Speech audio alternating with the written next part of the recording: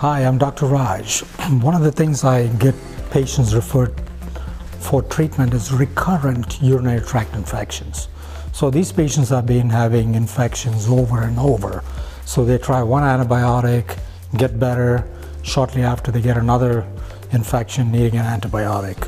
So this can go on, and now you kill all the bacteria in your bowel, and now you have something called inflammatory bowel disease as well. And sometimes it's called SIBO, small intestinal bacterial overgrowth. And that is from killing all the good bacteria. Now you have invasion of bad bacteria, an overgrowth of bad bacteria, as well as sometimes you get fungal infections. And infections are more common in patients who are diabetic, who are obese, who have chronic constipation, because all the bacteria that causes urinary tract infections, guess where they live? They live in the colon.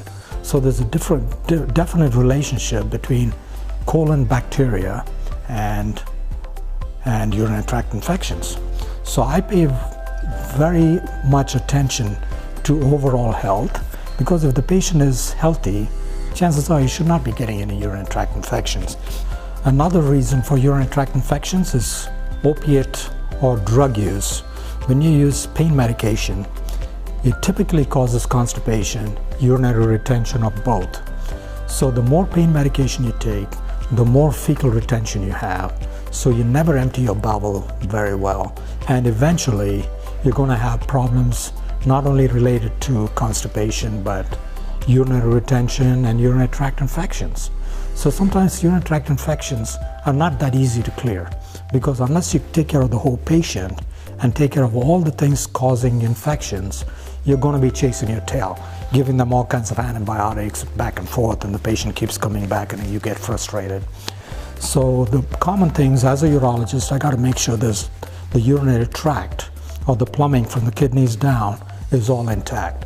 So I would do a KUB x-ray to make sure there's no kidney stones. And on the x-ray, I can also see what the bowel looks like.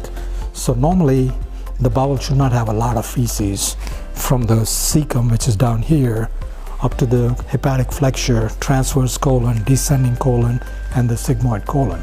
So a patient who has normal bowel movements 1 or 2 times a day should not have a lot of fecal material retained. So typically all these patients with urinary tract infections, the KUB x-ray is all kind of ground glass. You see all this fecal material all over, and the colon girth, or the circumference of the colon, is not nice and tight like it should be. It gets distended, and now you have even more feces retained, and it never gets out. So I pay a lot of attention to colon health when I make sure there's not other reasons like kidney stones, obstruction, could be a stricture or something that's causing a blockage from the kidney coming out or from the bladder going down. So once you rule out all the common urological reasons for urinary tract infection, now you got to pay attention to the whole patient. I do it simultaneously anyway.